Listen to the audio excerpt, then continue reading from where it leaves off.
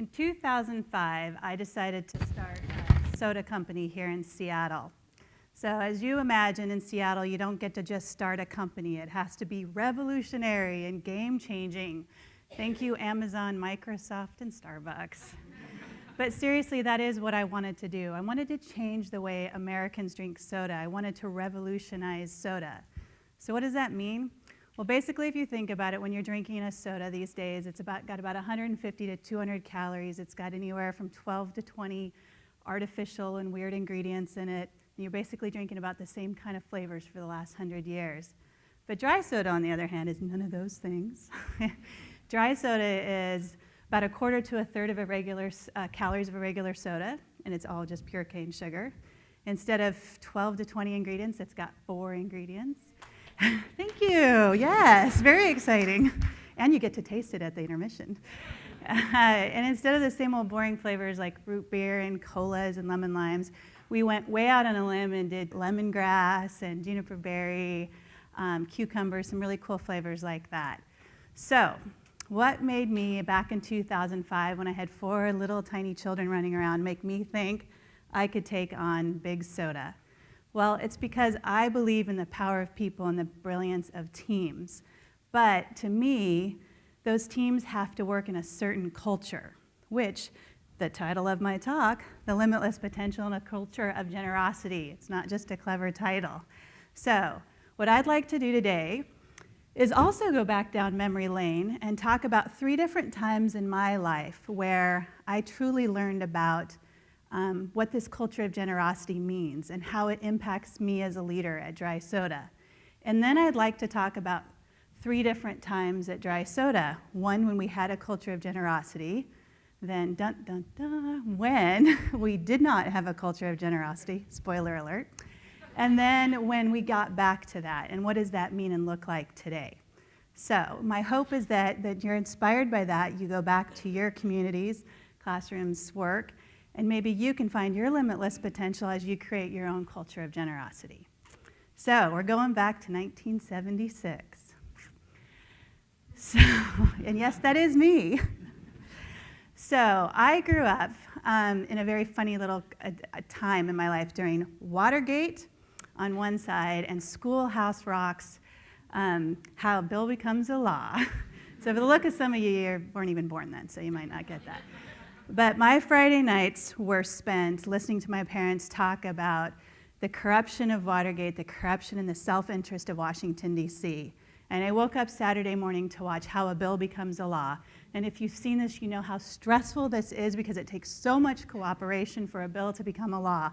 I didn't know what I was going to do. I was seriously stressed. But then my knight in shining armor shows up with Jimmy Carter. He says in the during the Ford-Carter campaign, he was going to be the man that was going to change everything. He was going to be the guy that could change politics and really work within that culture. Well, either I was a complete political savant at the age of 7, which I think we should go with that one, or I was a complete cynic, because I really did say to my parents, there's no way they're going to let him be that nice. So, political savant that I was, turns out Jimmy Carter really wasn't that effective as a president. But the knight in shining armor that he was to me, I believe that once he left that self-interested place that is Washington, D.C., went back and started the Carter Center, he really was able to become one of the most impactful post-presidents because he changed the culture. He got out of the self-interested culture and was in a culture of generosity and became my knight in shining armor, so to speak. So that was lesson number 1. Now we're going to move on to 1980, lesson number 2. So this was my lesson, my first entrepreneurial lesson. And granted, this is going to make me sound kind of obnoxious, but just bear with me. So my father came to me when I was 10 years old and asked me, he had a business idea. He wanted to sell Christmas wreaths. And he asked me if I wanted to be a sales girl. I said, no, I don't want to be your sales girl, but I'll be your partner. So I said, why don't you tell me about your cost of goods, big guy? So he told me about his cost of goods. I told him about how much I would take out of that. I mean, how much money we could sell them for and how much money I wanted out of that. So I negotiated a really good deal, and I was really proud of myself. And then I learned about marketing and sales. His big idea was to go sell them door to door in the neighborhood, but I knew all my friends' moms worked, so I said, nope, let's go to where the customers are, Dad, marketing. Let's go to the business office buildings. Then I learned about branding. You know, I had that really cool Farrah Fawcett hairdo. It was the discos, yeah. But I put my hair back in those pigtails, and I went in, and I looked really cute, and I sold a lot of Christmas wreaths. And I made a lot of money, and it put me on the path that I am on today, now selling sodas. And I was so excited. I came back through that Christmas, and I came back to my room, and I'm like, I've got big plans. I know all the kids I'm going to hire next year. I've got the business parks all figured out. And I went back to my dad, but I learned an important lesson. I said, all right, Dad, here's the plan. He said, yeah, no thanks. I didn't make any money. So here was lesson number 2, win-win. I was greedy. I didn't negotiate well enough. I did not do a win-win. So lesson number 3, we move on to 1984. I get my first job. I'm 14 years old, and I'm a dishwasher at a restaurant. I'm working for Chef Ron, and Chef Ron is the kindest, most generous person I've ever worked for. He's the complete opposite of Gordon Ramsay. And what I learned from him is probably one of the most important things I ever learned. He made every single person in that kitchen, and as you can imagine, you know, there's a lot of different kinds of people that work in a kitchen. Every single one of us felt important. Every one of us knew that we had a job to do, and it was to get and make this great meal, these brunches for everybody out at this golf club. And we all felt totally important, and we all had a job to do. And as a 14-year-old dishwasher, I felt important. And everybody else made me feel important because they felt important. So that was a critical lesson for me. And I said to myself, when I get a big soda company, okay, I didn't know that, but when I get a big company someday, that's what I want to do. I want to manage like that. So those are the 3 big lessons I learned back in those days. So now we're going to move on to 2005 and when I started Dry Soda. So truly, the one thing I may not have mentioned about starting Dry Soda is that I had absolutely 0 experience in consumer branded products. All my experience was in high tech. And then I was actually, at that point, a stay-at-home mom, like I said, to 4 small children. So I really needed to depend on the support and the kindness of a lot of people here in Seattle. This is Jason Wilson, who was helping me out with flavors. I went to food scientists, all sorts of people in Seattle that really came to my aid and taught me everything I needed to know about starting the soda company. And so I got moving. My design firm came in, helped out, and by July of 2005, I got going with this company. Things were going great. Could not be going better. But by October of 2005, my little girl walks through my office door, my home office, and I got my head on my desk and I'm crying, which I do a lot, I will admit. I am a woman CEO, and yes, I cry. She's like, what's up, Mommy? And I'm like, you know, things are going really well, but I don't know if I can keep doing this by myself. But I don't have anybody to hire anybody. And so she's like, don't know what to tell you, Mom. But I look up, and right at that moment, an email came up from a woman who had seen an article about Dry Soda. She just moved up from LA. She was a VP of marketing, and she wanted to work for Dry Soda. Met with her. She was willing to work for Dry Soda for free. She was willing to put all the expenses on her credit card. And we went in that vein, and a few more people joined us. And as you know, that's the story, how these stories go. We got financing. Everyone started to get paid. But that was really the basis of Dry Soda, right? This all for one, one for all kind of team effort. And that's how we grew for the next 2 years. We built the team like that. And as if anybody's worked for a startup, you know you have that great kind of, that culture of generosity. Everybody's working hard. And we continued to hire people like that. But as we grew, we were missing something. We needed that beverage, that big professional beverage VP of sales. And so I went out to find him. And if I could, I would put on the ominous music right now. Dun, dun, dun. I found him. I found the resume. He was perfect. Beverage sales. He had everything I needed, but I forgot some really important pieces. I forgot to ask, how are you motivated? How were you incented in your last job? How did you incent your team? And so I hired him, and he went ahead and hired, his staff and brought in a big team around him. But you know what? He wasn't motivated by the same things. He was a very self-interested person. He motivated his team by fear. He wasn't going after a common goal. And here's the most fascinating thing to me, truly, and I was just baffled by this. This very cohesive team I had all of a sudden just divided. That's a risk game. All of a sudden it just divided. And so it wasn't just marketing getting away from sales because they didn't like him. It was everybody. I mean, now finance and marketing wasn't talking, and everybody cared about their own budgets and their own things. And I swear it felt like it literally happened overnight. And I'm like, what is happening to my team?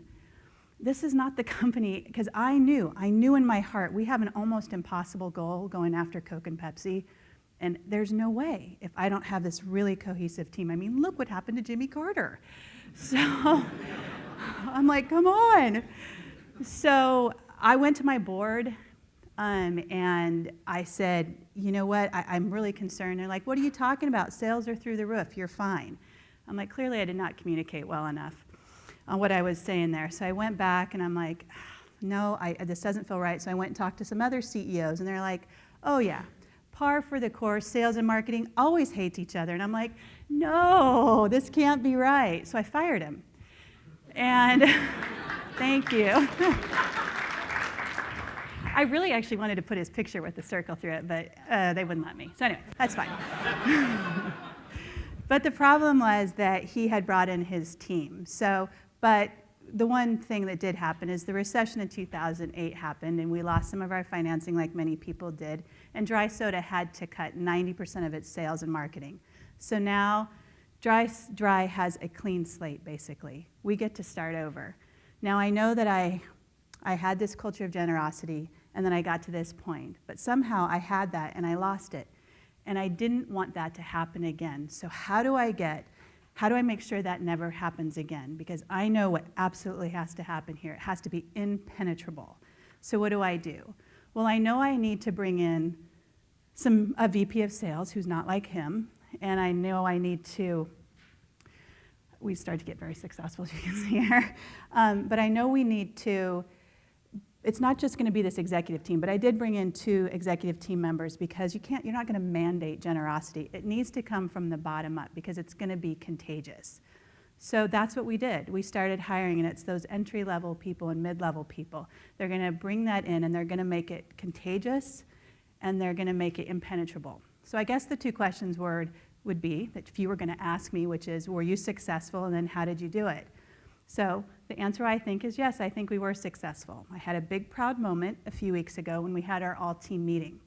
So the whole team comes in from around the country, and we were sitting around, and I said, okay, so what's your favorite thing about Dry Soda, and what's your least favorite thing? We won't talk about what their least favorite thing was, but their favorite thing is, and bar none, they all said this. Now, mind you, we don't talk about culture of generosity in Dry Soda. We don't use those words, and they didn't know I was going to be talking about this. But they all said, we love the way we are all working so hard towards a common goal. We love how everybody's sharing. The sales team talked about how they're all helping each other. They're all on the phone with each other every day, sharing ideas. They're going to each other's markets to help each other. And they're succeeding. They're being incredibly successful. And it's contagious, and it's just working. And I was just like, man, it worked. It did it. It did what I wanted, and I was so proud, and they were all so happy. And there is such a feeling of camaraderie in our company that makes me happy every single day. So how did we do it? Well, I went back and you look at some of the lessons we learned. First off, every single employee has to deal with someone outside of our company, be it a customer, be it a vendor. And believe me, they all know about win-win. I learned that lesson hard at 10 years old, so we all know about win-win. And we all treat each other with win-win negotiating too. Second off is that you check your egos at the door. My old VP of sales, we all check our egos at the door. What does that mean? Well, I'll tell you. When the truck shows up at Dry Soda with a big load of sodas, we are all out there unloading it. Okay, we're all interns for 15 minutes unloading sodas, including me. When it's time to do a soda reset, what that means is I'm out at 3 in the morning actually putting sodas on the grocery store shelves too, okay? We all do this stuff. It also means that it's a very democratic company, and I take that very seriously. Everybody has a voice. Everyone has a place at the table. Just like Chef Ron taught me, I get to do this. I don't hire you. You don't get hired. Everybody gets to interview you. You don't get hired if we're not going to value your voice. So if you come to me directly from college, you have a voice. You've got a voice at the table, and what that means, the example of that would be, just on Friday, we had a big design decision to make. There's a lot of emotion that goes into that and a lot of discussion, but at some point I stopped the conversation. I'm like, to each and every one of you, you are CEO for the next 5 minutes. What's your decision? And you literally are the CEO for the next 5 minutes, and at some point I'm the CEO for 5 minutes. And the decision is made that way. And I know the VP of Marketing really had her heart set on one way, but it went the other way because everybody had a vote. And it is also, we all have a common goal, and it's all transparent. Everybody gets to see how their goals, everybody's got their goals, and we look at them every Monday, and they get to see how their goals are affecting that top number, and they're all incented on that top number. And we all do talk on Monday mornings, and we don't talk about how we're not doing well. We talk about who needs help and how are we out there. So for me, it's one of these things where it's like I said, we're not out there talking about how do we be a generous company. We just are. We hire for that, we look for that, and it's absolutely contagious. So for me, I think if you can be generous with your people, you're going to create trust. You're going to create a really intelligent work. And you know what that means? That means you get to take on Coke and Pepsi and succeed. So thank you.